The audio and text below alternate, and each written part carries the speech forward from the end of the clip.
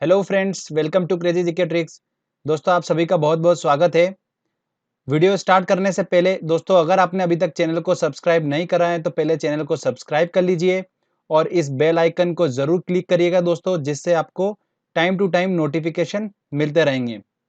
साथ ही साथ दोस्तों, आप हमारे फेसबुक पेज को भी फॉलो कर सकते हैं, जिसका लिंक मैंने डिस्क्रिप्शन में दे रखा है। आप डायरेक्टली यहाँ से क्लिक करके आप हमारे फेसबुक पेज को फॉलो कर सकते हैं, या तो फिर आप facebook.com/crazyGKtricks सर्च करेंगे तो आपको पेज मिल जाएगा। आप वहाँ से उसको फॉलो कर सकते हैं, क्योंकि दोस्तों जितनी भी जीके से रिलेटेड पीडीएफ्स है वो सब फेसबुक पेज पे अपलोड होती रहेगी। चलिए फ्रेंड्स, अब हम वीडियो स्टार्ट करते हैं। आज के इस वीडियो में हम बात करेंगे फिजिक्स का एक काफी इंपॉर्टेंट टॉपिक है, ध्वनि, साउंड। इस टॉपिक से एग्जाम में काफी क्वेश्चंस बनते हैं, तो आप इस लेक्चर को ध्यान से सुनिएगा। कंसेप्चुअली हम इस लेक्चर को अच्छे समझेंगे और लास्ट में एक very important question answer test भी लगाएंगे। फ्रेंड्स, अगर आप ये लेक्चर को अच्छे से देखते हो और टेस्ट को सॉल्व करते हो तो इस टॉपिक से कोई भी एग्जाम में क्वेश्चन आएगा आप उसको 100% सॉल्व कर लेंगे। तो चलिए फ्रेंड्स, लेक्चर को स्टार्ट करते हैं। सबसे पहले दोस्तों हम समझते हैं ध्वनि क्या होती है, साउंड क्या होता है। तो ये एक प्रकार की तरंग है, और किस तरीके की तरंग है? ये अनुदैर्ध्य तरंग है, लॉन्गिट्यूडनल वेव। अब लॉन्गिट्यूडनल वेव अगर बोला जा रहा है इसको, तो लॉन्गिट्यूडनल वेव की प्रॉपर्टीज हमको पता होना चाहिए कि लॉन्गिट्यूडनल वेव होती क्या है, अनुदैर्ध्य तरंग क्या होती है। जब तक अगर हमको ये समझ में नहीं आएगा तो हम ध्वनि को नहीं समझ पाएंगे। तो चलिए मैं आपको सबसे पहले कंसेप्ट क्लियर करता हूं कि अनुदैर्ध्य तरंग, लॉन्गिट्यूडनल वेव क्या होता है। तो चलिए अपन समझते हैं। तरंग होता है, कोई वेव होती है, वो वेव दो प्रकार की होती हैं। एक होती हैं मैकेनिकल वेव और एक होती हैं नॉन मैकेनिकल वेव, मतलब यांत्रिक तरंगे और अयांत्रिक तरंगे। अब इन दोनों में डिफरेंस क्या है? डिफरेंस ये है कि मैकेनिकल वेव वो वेव होती हैं जिनको माध्यम की रिक्वायरमेंट होती है, उनको संचरण करने के लिए, चलने के लिए माध्यम की जरूरत होती है। और अयांत्रिक तरंगे मतलब नॉन मैकेनिकल वेव का मतलब ये होता है इनको माध्यम की आवश्यकता नहीं होती है। जैसे कि प्रकाश तरंगे, रेडियो तरंगे, ये सब जो हो गई है, ये कौन सी हो गई हैं? अयांत्रिक तरंगे, मतलब नॉन मैकेनिकल वेव होती हैं। जो मैकेनिकल वेव होती हैं, यांत्रिक तरंगे, ये दो प्रकार की होती हैं। कौन कौन सी? एक होती हैं अनुप्रस्थ तरंगे, ट्रांसवर्स वेव बोलते हैं इनको, और एक होती हैं अनुदैर्ध्य तरंगे, लॉन्गिट्यूडनल वेव, जिसको अपन ने बताया है कि ये साउंड जो है वो अनुदैर्ध्य तरंगे हैं, लॉन्गिट्यूडनल वेव हैं। तो इनकी प्रॉपर्टीज को अपन समझते हैं कि इन दोनों में क्या डिफरेंस है। तो अनुदैर्ध्य तरंग जो होती हैं वो क्या होती हैं? देखिए, सपोज करते हैं कि कोई तरंग है, वो एक माध्यम में जा रही है। वेव की डायरेक्शन जो है वो किस तरीके से? ऐसी है, जैसे आपको डायग्राम में दिख रहा है। तो इस माध्यम में जो कणों का मूवमेंट होगा वो कैसा होगा? इस डायरेक्शन के परपेंडिकुलर होगा। जैसा आपको दिख रहा है, ये मैं आपको इंटरनली बता रहा हूं, इस माध्यम के अंदर का बता रहा हूं कि इस माध्यम में जो कणों का मूवमेंट है वो कैसा है? वेव की जो डायरेक्शन है उसके परपेंडिकुलर इसका मूवमेंट हो रहा है, मतलब लंबवत इसका मूवमेंट हो रहा है कणों का। ठीक है, तो ऐसी वेव को हम क्या बोलेंगे? अनुप्रस्थ तरंगे बोलेंगे, ट्रांसवर्स वेव बोलते हैं। अनुदैर्ध्य तरंग क्या होती है? अनुदैर्ध्य तरंगे, देखिए सपोज करते हैं वैसी कंडीशन है, कोई तरंग जो है वो माध्यम में जा रही है, तो उसकी डायरेक्शन क्या होगी? आपको डायग्राम में दिख रहा है, ऐसी डायरेक्शन है। अब इस माध्यम के जो कण होंगे वो कैसा मूवमेंट करेंगे? उसके समानांतर मूवमेंट करेंगे। तो ऐसी तरंग को अपन क्या बोलेंगे? अनुदैर्ध्य तरंगे बोलेंगे, लॉन्गिट्यूडनल वेव बोलेंगे। दो कंडीशन है, अगर माध्यम के कण परपेंडिकुलर अगर मूवमेंट कर रहे हैं तो वो हो गई अनुप्रस्थ तरंगे, अगर माध्यम के कण उसके समानांतर मूवमेंट कर रहे हैं, किसके? वेव के, तो उसको हम बोलेंगे अनुदैर्ध्य तरंगे, लॉन्गिट्यूडनल वेव। सिंपल सा। तो ये सिंपल सा लॉजिक है, तो इसको ध्यान रखना है। अब अनुदैर्ध्य तरंग जो होती हैं वो ठोस, द्रव, गैस तीनों में ट्रेवल करती हैं, तीनों माध्यम में उत्पन्न हो सकती हैं, तीनों माध्यम में संचरित हो सकती हैं। और अनुप्रस्थ तरंगे जो होती हैं वो ठोसों में संचरित होती हैं और द्रव की सतह पर संचरित होती हैं। तो ये आपका पॉइंट क्लियर हो चुका है। चलिए अब वापस हम चलते हैं हमारे फर्स्ट पेज पे। तो दोस्तों आपको ये बात तो क्लियर हो चुकी है कि अनुदैर्ध्य तरंगे मैंने बोला है, तो अनुदैर्ध्य तरंगे क्या हैं, उसकी प्रॉपर्टी समझ में आ गई। क्या समझ में आया? कि ध्वनि जो है, अगर उसको अनुदैर्ध्य तरंगे में बोल रहा हूं, इसका मतलब है कि ध्वनि ठोस, द्रव, गैस तीनों माध्यम में संचरित हो सकती हैं। दूसरी बात, ध्वनि को मैंने क्या बोला है? अनुदैर्ध्य तरंगे बोला है, और अनुदैर्ध्य तरंग जो होती हैं वो मैकेनिकल वेव के अंदर आती हैं, मतलब इनको माध्यम की जरूरत होती है, संचरित होने के लिए माध्यम की जरूरत होती है। तो ये निर्वात में, वैक्यूम में ट्रेवल नहीं कर सकती हैं। क्लियर? ये दोनों पॉइंट वेरी इंपॉर्टेंट पॉइंट है।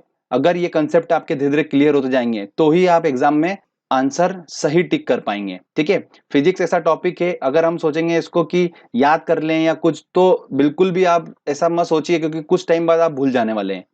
तो अगर जब तक आप अपना कंसेप्ट क्लियर नहीं करेंगे तब तक आप इसका आंसर बिल्कुल सही टिक नहीं कर पाएंगे। तो कंसेप्ट क्लियर हो चुका आपका, चलिए आगे बढ़ते हैं हम। अब बात आती है कि ध्वनि की उत्पत्ति कैसे होती है।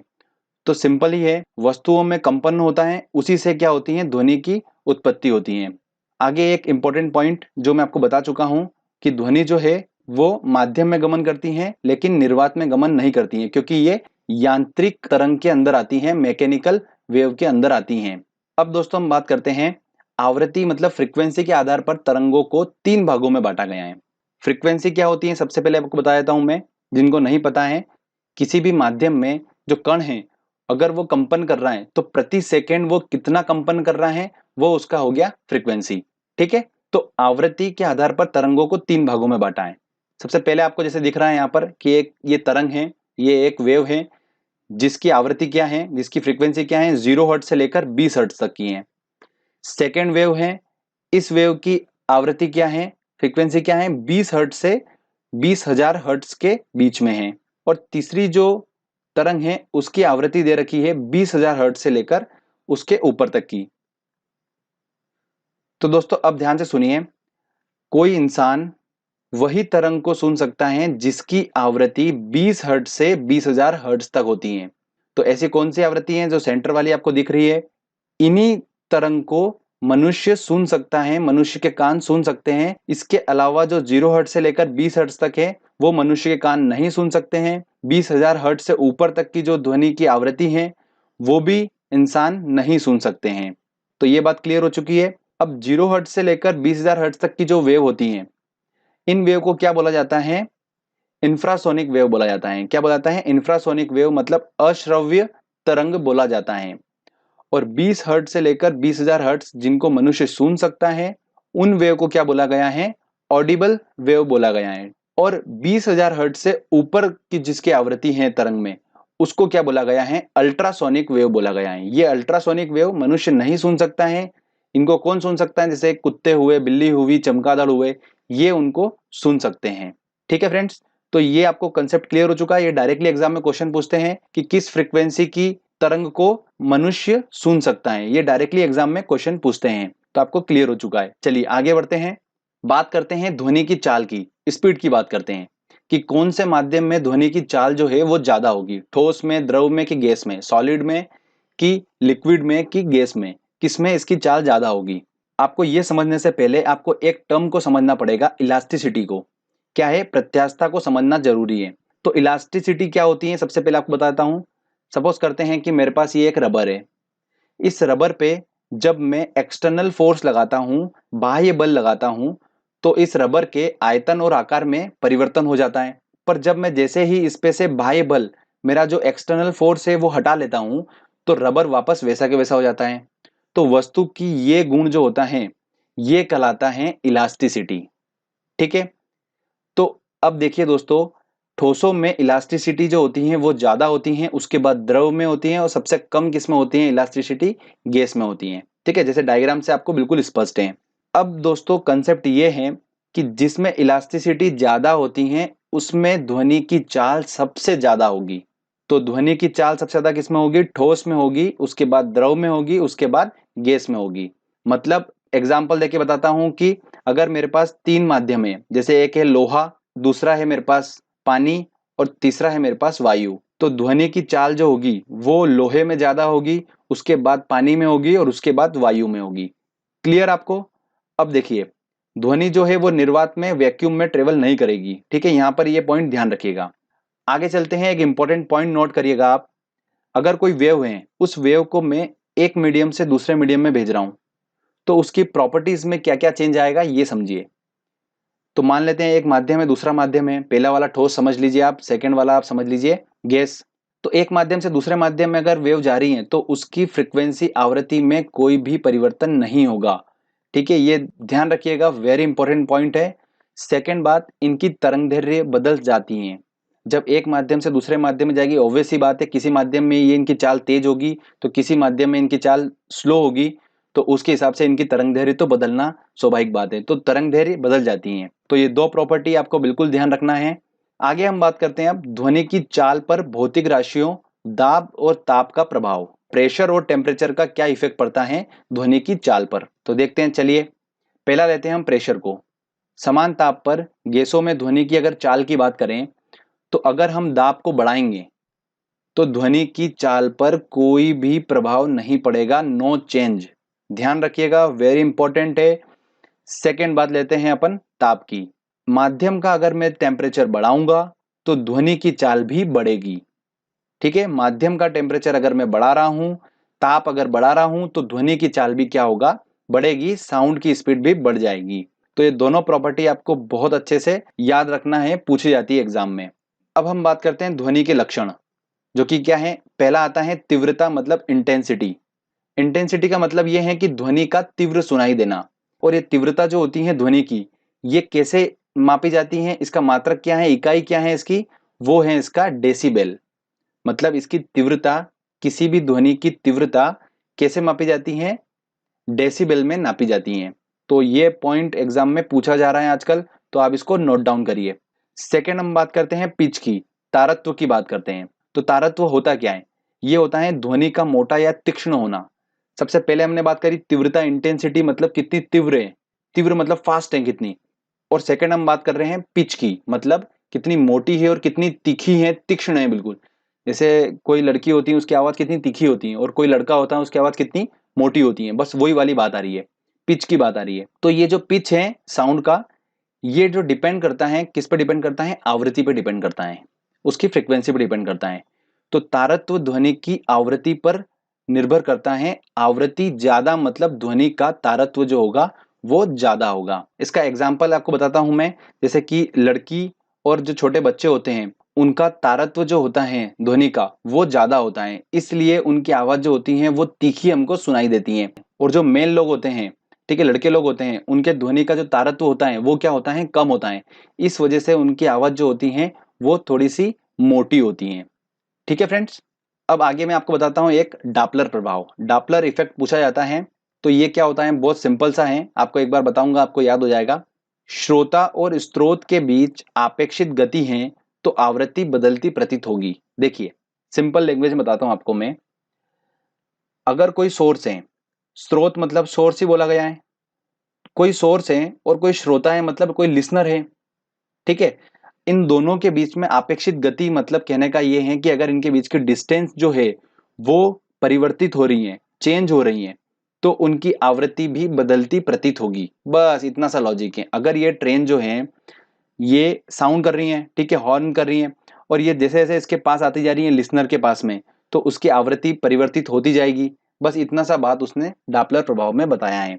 तो ये सिंपल सा पूछा जाता है कि डापलर प्रभाव जो है वो किससे रिलेटेड है, तो ध्वनि से रिलेटेड है। इस तरीके से क्वेश्चन पूछे जाते हैं।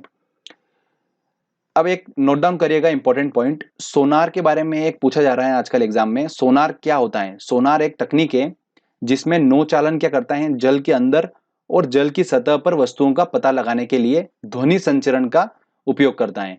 तो इतना सा सिंपल सा पूछा जा रहा है ये, तो आपको बस एक बार इसको सुनना है अच्छे से, तो आपको बस एग्जाम में अगर ये वर्ड आता है तो आपको क्लिक हो जाएगा। फ्रेंड्स, हमने इस टॉपिक को अच्छे से समझा, कंसेप्चुअली इस टॉपिक को हमने समझा, तभी हम इसके सारे क्वेश्चन सॉल्व कर पाएंगे। देखिए हम जब क्वेश्चन सॉल्व करेंगे, हर छोटा सा छोटा कंसेप्ट सारा यूज होगा क्वेश्चन को सॉल्व करने में। दोस्तों, अगर जिसने इस लेक्चर को बिल्कुल ध्यान से सुना है वो इस टेस्ट के सारे क्वेश्चन सॉल्व कर लेगा। काफी इंटरेस्टिंग टॉपिक है। चलिए टेस्ट लगाते हैं और देखते हैं कितने क्वेश्चन हम सॉल्व कर पा रहे हैं। पहला क्वेश्चन है, मनुष्य को ध्वनि कंपन की अनुभूति किस आवृत्ति सीमा में होती है। तो देखिए 20 से लेकर 20,000 हर्ट्ज तक की ध्वनि की आवृत्ति अगर होगी तो उसे वो सुनाई देगी। तो इसका आंसर होगा डी आंसर। इन्हें क्या बोला जाता है, श्रव्य तरंगे बोला जाता है। अगला क्वेश्चन है, ध्वनि का तात्व पिच जो होता है वो किस पर निर्भर करता है। तो वो निर्भर करता है आवृत्ति पर, फ्रीक्वेंसी पर, मैंने आपको बताया था। ठीक है, आवृत्ति ज्यादा होगी तो मतलब पिच ज्यादा होगा, आवाज उतनी ही तीक्ष्ण होगी, तीखी होगी। अगला क्वेश्चन है, वायु में ध्वनि की चाल 332 मीटर पर सेकंड होती है।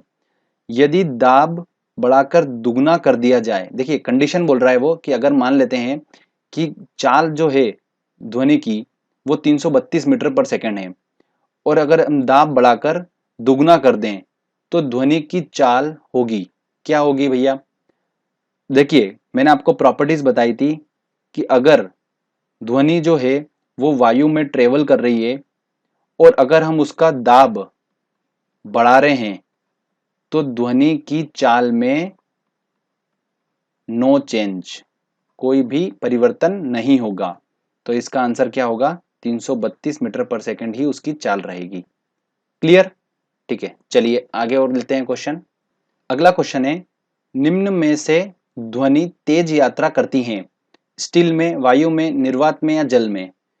तो हमें पता है कि ध्वनि जो होती हैं वो सबसे तेज ट्रेवल करती हैं ठोस में, उसके बाद द्रव में, उसके बाद गैस में। तो देखिए, ठोस में सबसे तेज करेगी मतलब स्टील, तो इसका आंसर क्या होगा? ए आंसर होगा। अगला क्वेश्चन है, ध्वनि की तीव्रता मापने की इकाई है। तो दोस्तों, ध्वनि की तीव्रता किस में मापी जाती है? डेसिबल में नापी जाती है। इसका आंसर होगा ए आंसर। अगला क्वेश्चन है, मनुष्य के लिए मानक ध्वनि स्तर हैं। WHO विश्व स्वास्थ्य संगठन जो है उसने बताया है कि मनुष्य का जो ध्वनि स्तर है, एक सामान्य ध्वनि स्तर है, वो कितना बताया है? 45 डेसिबल बताया है। मतलब अगर ध्वनि की तीव्रता इतनी है, आराम से मनुष्य सुन सकता है, उसको कोई दिक्कत नहीं होगी। अगर ध्वनि की तीव्रता 75 डेसिबल से ज्यादा जा रही है तो वो उसके लिए हानिकारक होगी, और 85 डीबी से ऊपर अगर जा रही है तो मनुष्य बहरा हो जाता है, और 140 पे तो वो पागल हो जाएगा। तो ये विश्व स्वास्थ्य संगठन ने इसके बारे में बताया है। तो यहाँ पर पूछ रहा है कि मनुष्य के लिए मानक ध्वनि स्तर कौन सा होगा? तो 90 नहीं हो सकता, 100 नहीं हो सकता, 120 नहीं हो सकता। आंसर क्या होगा इसका? कंडीशन के हिसाब से इसका आंसर होगा डी आंसर। चलिए आगे और देखते हैं क्वेश्चन। अगला क्वेश्चन है, डॉपलर प्रभाव संबंधित हैं। देखिए, काय संबंधित है? ध्वनि से संबंधित है। ध्वनि तरंगे सर्वाधिक तीव्र गति करती हैं, काय में करती हैं? ठोसों में करती हैं, सॉलिड में करती हैं। तो इसका आंसर होगा ए। ध्वनि नहीं गुजर सकती हैं। तो ध्वनि जो होती हैं ये एक यांत्रिक तरंग है, मतलब मैकेनिकल वेव है, जिसको माध्यम की जरूरत होती है, और नॉन मैकेनिकल वेव को माध्यम की जरूरत नहीं होती है। तो ये मैकेनिकल वेव है तो इसको माध्यम की जरूरत होगी। तो जल माध्यम है, स्टील माध्यम है, वायु माध्यम है, निर्वात मतलब वैक्यूम, ये कोई माध्यम नहीं है, इसलिए इसका आंसर क्या होगा? डी आंसर होगा। चलिए आगे लेते हैं और क्वेश्चन। अगला क्वेश्चन है, निम्न में से किस एक में ध्वनि की चाल सबसे तेज होगी? तो किस में होगी? वायु में, जल में, लकड़ी में या निर्वात में? तो लकड़ी में होगी, क्योंकि लकड़ी ठोस है। अगला क्वेश्चन है, पराश्रव्य तरंगे वे ध्वनि तरंगे हैं जिनकी आवृत्ति, पराश्रव्य तरंगे क्या होती हैं? अल्ट्रावायलेट वेव होती हैं। तो इनकी जो आवृत्ति होगी वो क्या होगी? 20,000 हर्ट्ज से अधिक होगी। ठीक है, इनको मनुष्य नहीं सुन सकता है, तो 20,000 हर्ट्ज से होगी, तो इसका आंसर होगा सी आंसर। सारे क्वेश्चन हमने अच्छे से सॉल्व कर लिए। यही वो क्वेश्चन है जो एग्जाम में बार बार पूछे जा रहे हैं। आपने इन क्वेश्चंस को लगा लिया होगा तो आराम से आप किसी भी एग्जाम में अगर इस टॉपिक से क्वेश्चन आएगा तो आप आराम से सॉल्व कर लेंगे, कोई भी आपको दिक्कत नहीं होगी। तो फ्रेंड्स, अगर आपको वीडियो अच्छा लगा है और मेरी मेहनत अच्छी लगी है तो प्लीज वीडियो को लाइक करिए, दोस्तों के साथ शेयर करिए, और दोस्तों कमेंट करके बताइए वीडियो कैसा लगा। फ्रेंड्स, जिन्होंने अभी तक चैनल को सब्सक्राइब नहीं करा है तो प्लीज चैनल को सब्सक्राइब कर लीजिए, क्योंकि इस तरीके के मैं अच्छे अच्छे वीडियो आप तक पहुंचाता रहूंगा। फ्रेंड्स, मिलते हैं अगले वीडियो में, तब तक के लिए जय हिंद, जय भारत।